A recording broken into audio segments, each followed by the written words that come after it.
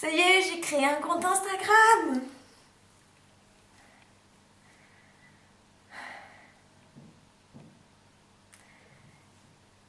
J'ai pas le temps en fait. En fait, j'ai pas envie.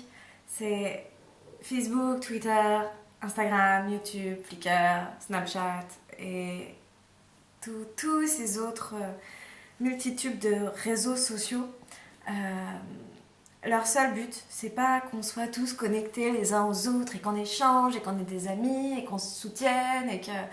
Et non, non, en fait, leur but, c'est vraiment de capter notre attention et, et de capter du coup notre temps.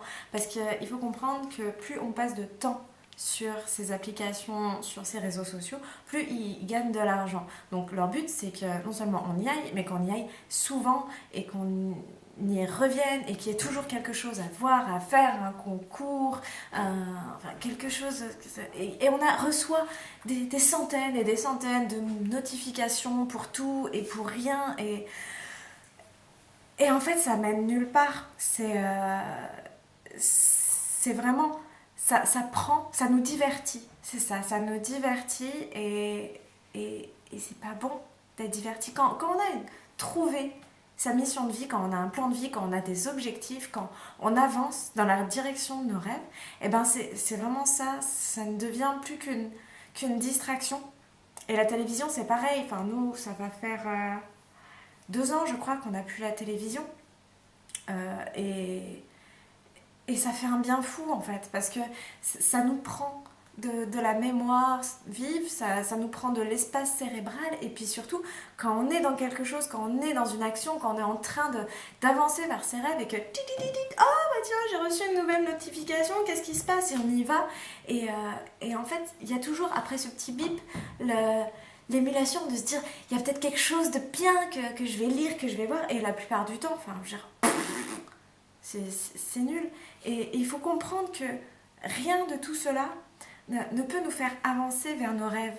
Et il existe une utilisation intelligente des réseaux sociaux, mais c'est pas ce que font la majorité des gens.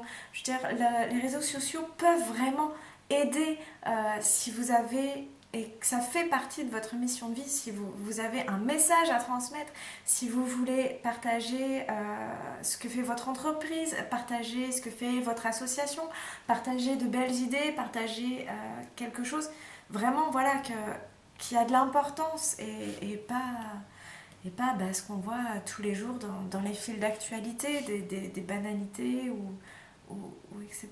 Et il faut comprendre que pour qu'on y revienne, les réseaux sociaux ont des algorithmes qui vont faire qu'on va nous proposer toujours des choses qui nous plaisent en fait, des choses qui vont nous faire réagir. Et ça ne va pas nous confronter à quelque chose qui n'est pas pour nous. Donc on va pas grandir parce qu'on va pas, il n'y a pas d'échange en fait. On va pas nous proposer quelque chose de nouveau qui peut vraiment nous apporter quelque chose. Par contre, quand je dis que ça cible vers ce qui nous fait plaisir, c'est pas uniquement ce qui nous fait plaisir dans le sens c'est quelque chose que je trouve beau, etc.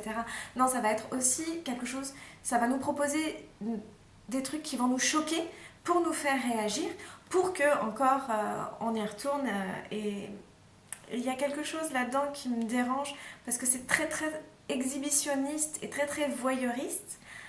Mais il y a pas de croissance, il n'y a pas de possibilité de transmettre vraiment.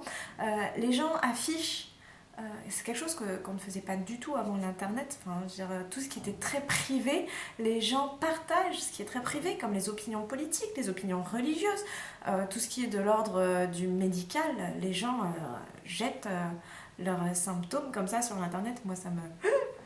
et tout le monde donne son avis.